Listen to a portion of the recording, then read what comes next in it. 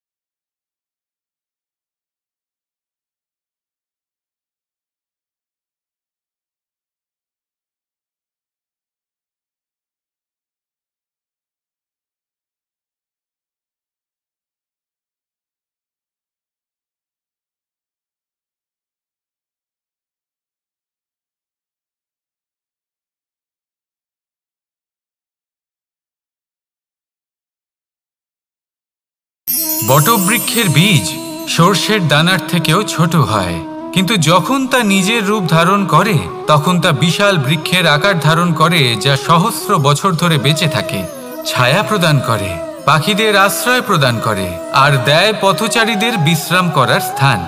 কেন? কারণ সেই ছোট বীজ তা মাটির ভেতরে গিয়ে নিজের খোলস ত্যাগ করে।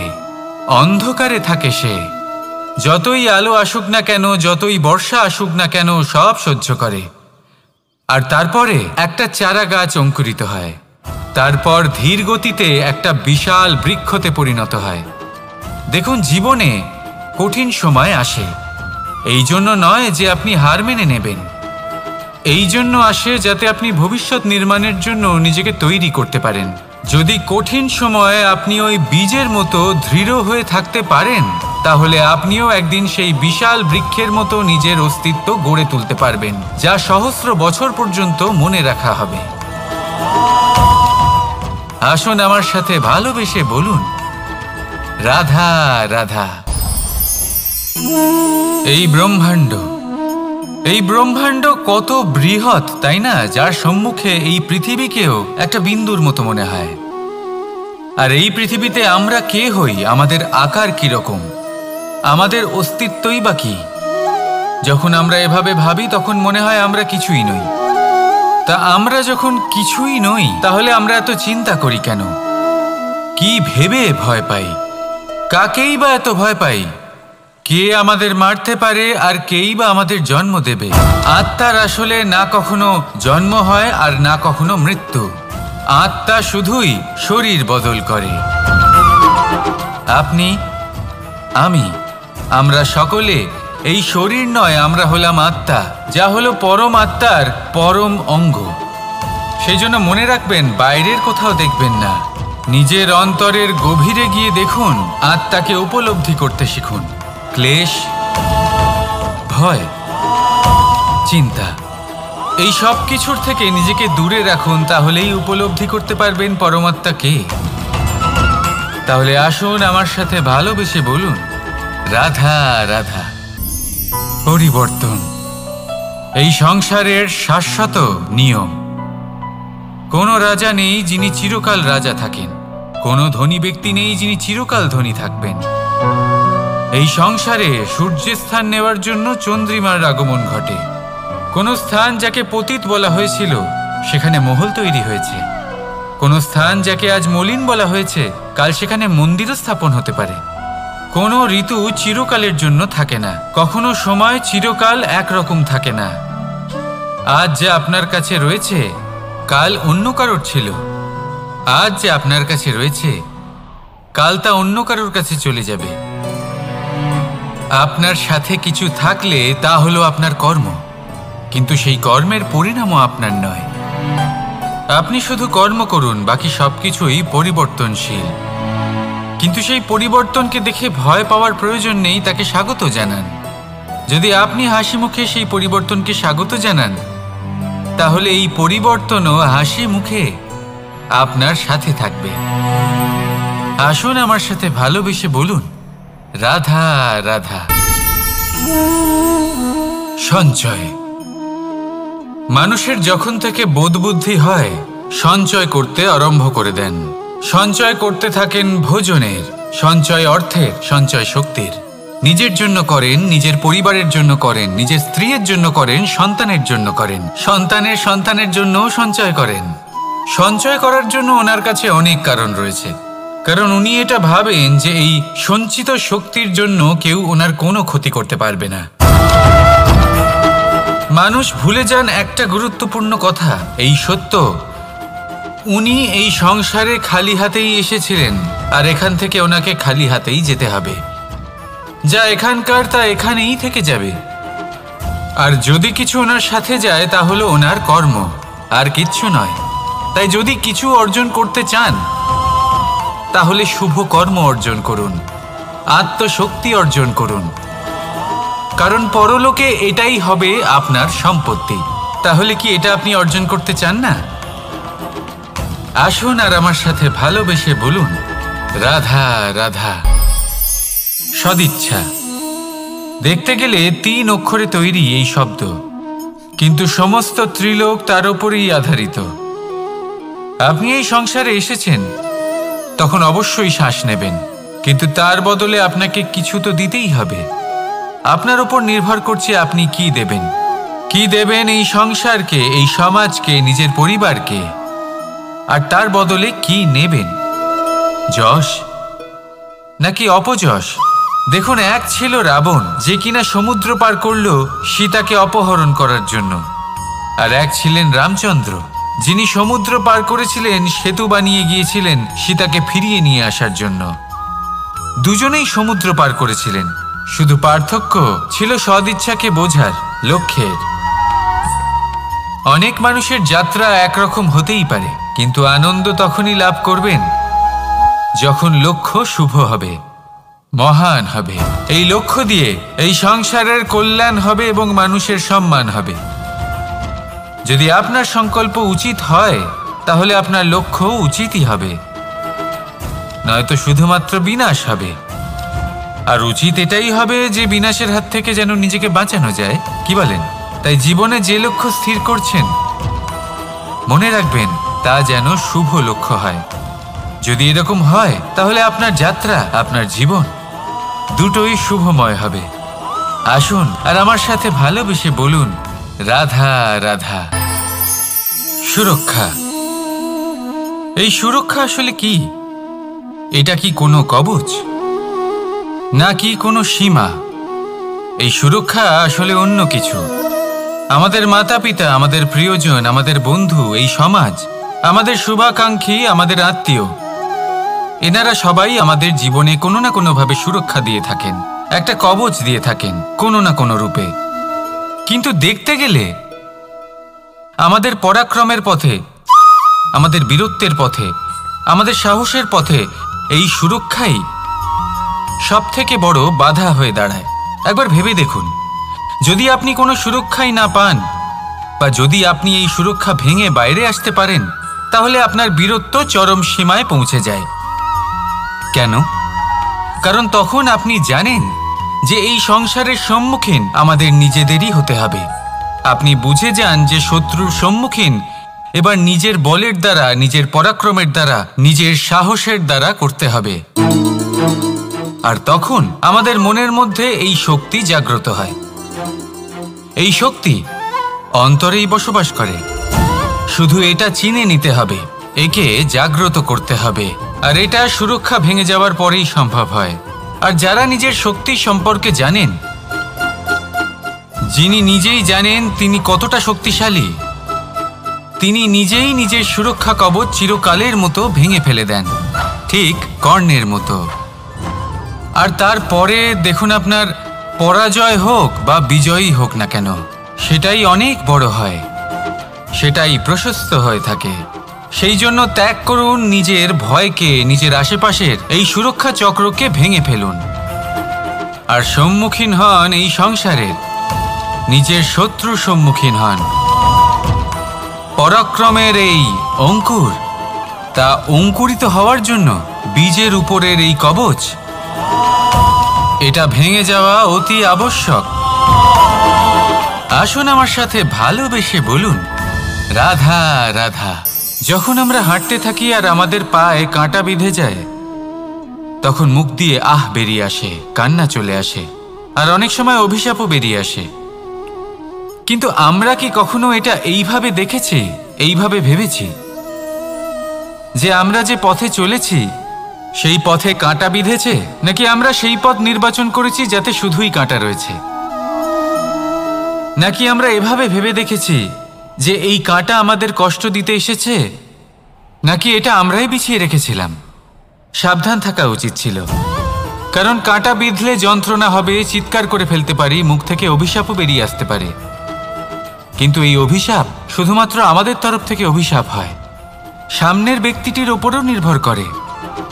এবার সেই ব্যক্তি যদি এমন হয় যে ফুল আর কাঁটা এই দুই সমানভাবে গ্রহণ করতে পারে, তার কাছে অভিশাপও বরদানে পরিণত হয়।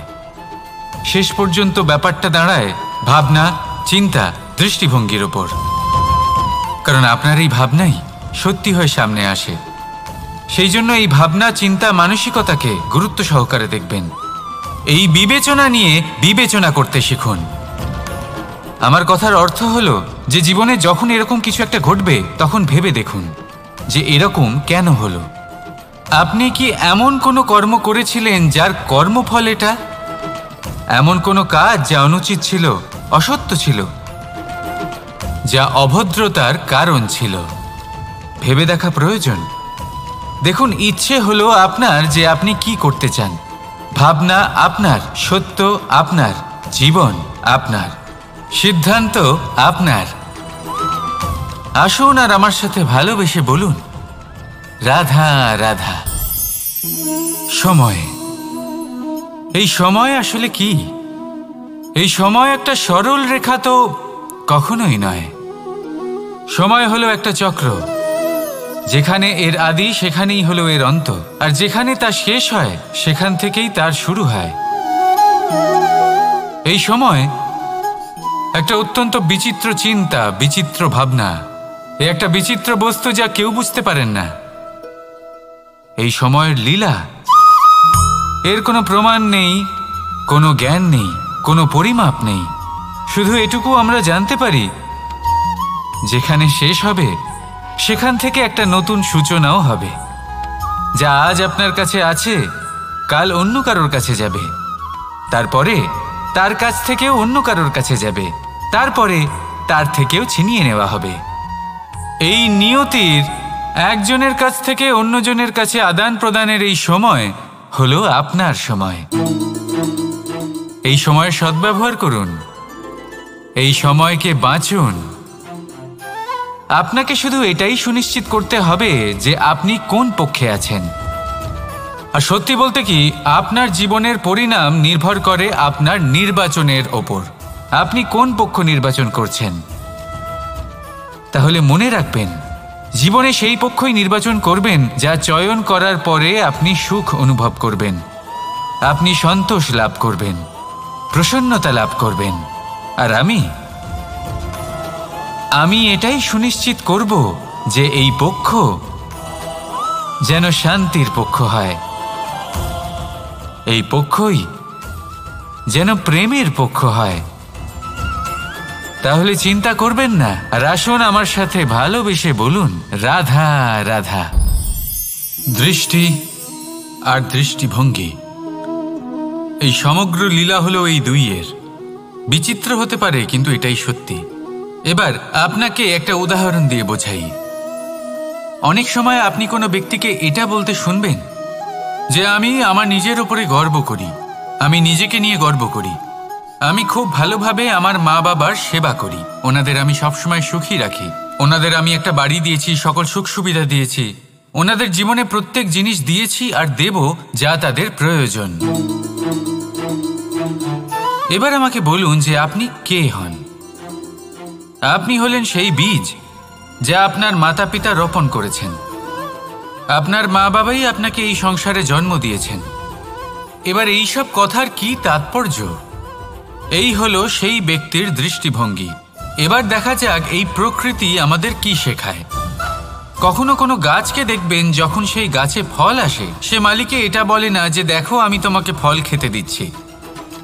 সেই বৃক্ষ এটা বলে না যে দেখো আমি তোমায় আহার করতে দিচ্ছি, কারণ ও জানে যে এটা হলো সেই মালির পরিশ্রম, এটা হলো তারই কর্মের ফল, আর এটা তারই পাওয়া উচিত। সে বলে যে তোমার জিনিস তোমাকেই অর্পণ করলাম, এ আমার জিনিস নয়। ও জানে সেই মালির গুরুত্ব আসলে কি। এটা হলো তার দৃষ্টিভঙ্গি। সেই জন্য আপনি জীবনে কোন ব্যক্তির মধ্যে, কোন পশু পাখির মধ্যে, কোন প্রাণীর মধ্যে, কোন পরিস্থিতিতে, কোন আবেগের মুহূর্তে কি দেখতে পাচ্ছেন, সেটা আপনার দৃষ্টিভঙ্গির উপরে নির্ভর করছে। তাই নিজের মনে ধন্যাত্মক ভাব জাগ্রত করুন, শুভ চিন্তা নিয়ে আসুন। এই ভাবনাই সত্য হয়ে সামনে আসবে। এই দৃষ্টিভঙ্গি এমন হয়ে যাবে যে আপনার জীবনে সবকিছুই শুভ হবে। তাহলে আসুন আর আমার সাথে ভালোবেসে বলুন, রাধা রাধা। প্রতিশোধ অথবা কাউকে দুঃখ দেওয়ার ভাবনা, যদি এটা আপনার মনে থাকে, তাহলে আপনি নিজের মনেই যন্ত্রণার একটা বিশাল বৃক্ষ রোপণ করছেন, এটা মনে রাখবেন। কারণ কাউকে দুঃখ দেবার এই ভাবনা, এটা হলো সেই বীজ যা আপনার মনেই পতিত হবে, আপনার মনেই অঙ্কুরিত হবে, আর আপনার মনেই একটা বিশাল বৃক্ষরূপে বেড়ে উঠবে। জীবন আপনার, কর্ম আপনার, কাউকে দুঃখ দেবার ভাবনা আপনার ছিল, এই বৃক্ষ হলো আপনার, তাই এর ফলও আপনিই পাবেন, যা গ্রহণও আপনাকেই করতে হবে। মনে রাখবেন, যে মানুষ এটা ভাবে যে আমি ওকে দুঃখ দেব, ওকে কষ্ট দিতে চাই আমি, সেই মানুষই দুঃখ আর কষ্ট পেয়ে থাকে। যদি সেই জায়গায় আপনি এটা ভাবেন যে আমি কাউকে সুখী করে তুলতে চাই, কাউকে সুখ প্রদান করতে চাই, তাহলে তারও বীজ আপনার মনেই রোপণ হবে, বৃক্ষে পরিণত হবে, যার ফলও আপনিই পাবেন। এখানে বিষয়টা হলো শুধু মানসিকতার চিন্তা, যা সত্য হয়ে আপনার সামনে আসে। তাহলে এই মানসিকতা শুভ করুন, সবার জন্য মঙ্গল কামনা করুন। অন্যের মনে আপনার জন্য ভালো চিন্তা থাকুক বা না থাকুক, আপনি সবার জন্য শুভ চিন্তা করে কর্ম করতে থাকুন, তাহলে আপনার সাথেও ভালোই হবে। তাহলে আসুন আর আমার সাথে ভালোবেসে বলুন, রাধা রাধা। সুখ আর অভিজ্ঞতা, এই দুই জীবনে একসাথে কখনোই আসে না। মনে রাখবেন, যেখানে সুখ থাকে সেখানে অভিজ্ঞতা থাকে না, আর যখন এই সুখ আমাদের জীবন থেকে দূরে চলে যায়, তখন আমাদের জীবনে আসে এই অভিজ্ঞতা। পরমাত্মা, প্রকৃতি, নিয়তি এই অভিজ্ঞতাকে আমাদের জীবনে পাঠান, যাতে আমরা একটা অত্যন্ত গুরুত্বপূর্ণ শিক্ষা, একটা জ্ঞান প্রাপ্ত করতে পারি। এই অভিজ্ঞতা আমাদের শেখায় যে অতীতে এমন কি হয়েছিল যা আমাদের করা উচিত হয়নি। আমাদের শেখায় ভবিষ্যতে এমন কি আছে যা আমাদের করা উচিত আর কি করা উচিত নয়। দেখতে গেলে এই অভিজ্ঞতা আমাদের সেই শিক্ষা দেয় যার জন্য আমরা সুখের দিকে উচিতভাবে অগ্রসর হতে পারি। সেই জন্য জীবনে যখনই দুঃখ আসবে, দুঃখের এই সময় আসবে, তখন হতাশ হবেন না। বোঝার চেষ্টা করুন এই পরিস্থিতি কেন এসেছে, কি শিক্ষা দিতে এসেছে।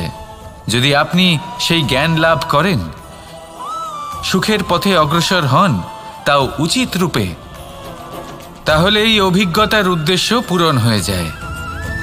তাহলে আসুন আর আমার সাথে ভালোবেসে বলুন, রাধা রাধা। জীবনে শিখরে পৌঁছানোর জন্য মানুষের কি প্রয়োজন হয়ে থাকে? সিঁড়ির। কিন্তু তাও প্রত্যেক মানুষ, প্রত্যেক ব্যক্তি শিখরে পৌঁছতে পারেন না। এর কারণ কি? কারণ একটা হতে পারে যে মানুষ কল্পনা করতে থাকেন কিন্তু সিঁড়ি খুঁজে পান না। কিছু মানুষ খুঁজে নেন কিন্তু তা পেয়ে এতটাই প্রসন্ন হয়ে যান যে তারপর আর কোনো কর্মই করেন না। খুব সোজা ব্যাপার। অনেক মানুষ সিঁড়ি খুঁজে পান না, আর যদি পেয়েও যান তাও যতক্ষণ না তাতে চড়ছেন সেই শিখরে পৌঁছবেন কি করে? যতক্ষণ না আপনি পরিশ্রম করছেন, যতক্ষণ না সেই সিঁড়িতে আপনি চড়ছেন, যতক্ষণ না ক্লান্ত হচ্ছেন, আপনার পায়ে হাঁটুতে ব্যথা না হচ্ছে, ততক্ষণ এই শিখরে পৌঁছানোর সৌভাগ্য লাভ করতে পারবেন না। তাহলে কল্পনার সাথে কর্ম করুন, পরিকল্পনার সাথে পরিশ্রম করুন, সব কিছু পাবেন। আসুন আমার সাথে ভালোবেসে বলুন, রাধা রাধা। সমস্যা, কঠিন সময়, সংকট, বিপদ কার জীবনে নেই? প্রত্যেকের জীবনে আছে। কিন্তু আমাকে একটা কথা বলুন, যদি নৌকায় ঢেউকে ভয় পেতে শুরু করে তাহলে সাগর পার করবে কে? কখনো কোনো ছোট্ট পিঁপড়েকে দেখেছেন যে আকারে হয়তো ছোট হতে পারে কিন্তু বড় শিক্ষা দিয়ে যায়? কিন্তু আমরা শিখি না। এবার দেখুন একটা পিঁপড়েকে যে ভোজনের খোঁজে বাইরে বের হয়, একটা ছোট্ট দানা তুলে নেয়। ছোট দানা তোলে কারণ তার থেকে বেশি সে তুলতেই পারবে না। সে দানা নিয়ে চলতে শুরু করে, কোনো দেওয়ালে উঠে পড়ে, আবার পড়েও যায়। সেই দানা দূরে কোথাও একটা পড়ে যায়, তা আবার খোঁজে, তুলে নেয়, আবার চলতে থাকে। পড়ে যায় আবার ওঠে, পড়ে যায় আবার ওঠে। সেই দানাটা রেখে দেয়, আবার বেরিয়ে পড়ে ভোজনের খোঁজে। পরিশ্রম করতে থাকে কিন্তু হার মানে না। এই শিক্ষাই তো আমাদের প্রাপ্ত করতে হবে। নিরন্তর পরিশ্রম আর নির্ভীক হয়ে কর্ম করে যেতে হবে।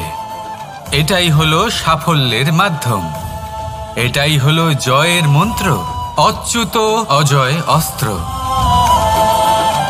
তাহলে আসুন আর আমার সাথে ভালোবেসে বলুন, রাধা রাধা। আমরা সকলে চাই আমাদের জীবনে সাফল্য আসুক। আমরা চাই যে এই সংসারে আমাদের খ্যাতি ছড়িয়ে পড়ুক। আমরা চাই যেন আমরা আলোচিত হই। কিন্তু শুধু চাইলেই কি যায় আসে? যদি এই সংসারে আলোচিত হতে হয় তাহলে পরিচিত হতে হবে পরিশ্রমের দ্বারা। যতক্ষণ না আপনারা পরিশ্রমের সাথে পরিচিত হবেন, সাফল্যের সাথে পরিচিত হবেন না। সংঘর্ষ করতে হবে প্রতিদিন, প্রতি বছর। জীবনের সব পরিস্থিতিতেই হয়তো নতুন নতুন বাধা আসবে, নতুন নতুন বিঘ্ন ঘটবে। কিন্তু এটা আবশ্যক নয় যে সমস্ত বিঘ্ন বিনাশের জন্য আসবে। কিছু বিঘ্ন আপনার পথ প্রশস্ত করার জন্য আসবে, আপনার পথ পরিষ্কার করার জন্য আসবে। যদি আপনাকে উদাহরণ দিই, যখন বন্যা আসে, বাড়ি ঘর ভেসে যায়, তখন আমরা হতাশ হয়ে পড়ি, আমরা দুঃখী হয়ে পড়ি। কিন্তু সেই বন্যাই আমাদের সেই ধরিত্রীকে এত উর্বর করে তোলে যে সেই উর্বর অংশ কাজে লাগিয়ে আমরা সেরকম আরও 10টা বাড়ি বানাতে পারি। তাহলে ধন্যাত্মক থাকুন আর যে কোনো সংঘর্ষের জন্য প্রস্তুত থাকুন। জীবনে অনেক দূর যেতে পারবেন। তাহলে আসুন আমার সাথে ভালোবেসে বলুন, রাধা রাধা। জীবনে কখনো কখনো আমরা সেই পরিস্থিতিতে ফেসে যাই যখন আমাদের মনে হয় যে আমাদের নতুন কিছু একটা করতে হবে, কিন্তু আমরা করতে পারি না। কারণ কোথাও না কোথাও আমরা রীতির দ্বারা আবদ্ধ, আর আমরা সেই রীতি ভাঙতে চাই না। কেবল একটাই প্রশ্ন আসে মনে, আশেপাশের মানুষ কি বলবে, আশেপাশের মানুষ কি ভাববে। আপনাকে একটা প্রশ্ন করি, কারা এই মানুষজন? আপনার জন্মের সময় এই মানুষজন কোথায় ছিলেন? যখন আপনি কোনো সমস্যায় পড়েন তখন এই মানুষজন কোথায় থাকেন? এগিয়ে এসে কি আপনাকে সাহায্য করেন, নাকি সেই সমস্যার সমাধান আপনি নিজেই করেন? এইসব মানুষজনের চিন্তা ত্যাগ করুন যদি আপনি জীবনে বাঁচতে চান। ভেবে দেখুন জীবনে কি কি শুভ আছে আর কি কি শুভ করতে পারেন। যদি তা স্রোতের বিপরীতে হয় তাহলে সংঘর্ষ করুন, কিন্তু এইসব মানুষজনের কথা ভাববেন না। ভেবে দেখুন জীবনে আপনি কি কি শুভ কাজ করতে পারেন। এটা ভাবুন যে আপনি কখনো এমন কোনো কাজ করে ফেলেননি তো যার জন্য কারো হৃদয় আহত হয়েছে। শুভর দিকে নিজের চিন্তা কেন্দ্রীভূত করুন, আপনার জীবনে সব কিছু শুভই হবে। তাহলে আসুন আমার সাথে ভালোবেসে বলুন, রাধা রাধা। আজকাল আপনি দেখে থাকবেন যে মা বাবা শুধুমাত্র সন্তানকে ভালোবাসেন তা নয়, তাদের মোহেও জড়িয়ে পড়েন। বিদ্যালয়ে যখন পাঠান তখন সমস্ত সুযোগ সুবিধা দিয়েই পাঠান। চেষ্টা করেন যে সবসময় যেন সন্তান তাদের চোখের সামনেই থাকে। কিন্তু ভুলে যান এক অত্যন্ত গুরুত্বপূর্ণ কথা, যে সন্তানকে এক নতুন দৃষ্টিভঙ্গি দেওয়াই হলো ওনাদের কর্তব্য। সেই জন্য পুরাতনকালে শিষ্যদের গুরুকুলে পাঠানো হতো, বাড়ির থেকে দূরে। কারণ বাড়ি ছেড়ে যাওয়া এক সন্তানের জন্য, এক শিষ্যের জন্য অত্যন্ত শুভ লক্ষণ হয়। যখন সে বাড়ির থেকে দূরে, গৃহস্থের থেকে দূরে থাকবে, তখন এই সংসারকে সে এক নতুন দৃষ্টিভঙ্গি দিয়ে দেখবে, পরখ করবে, বুঝতে পারবে, আর সবকিছু নিজে থেকেই শিখে যাবে কখন আক্রমণ করতে হয়, কখন পিছু হটতে হয়, কিভাবে এই সংসারের সম্মুখীন হতে হয়। আর এটা আপনার দৃষ্টি ওকে শেখাতে পারবে না, ওর অভিজ্ঞতা ওকে শেখাতে পারবে।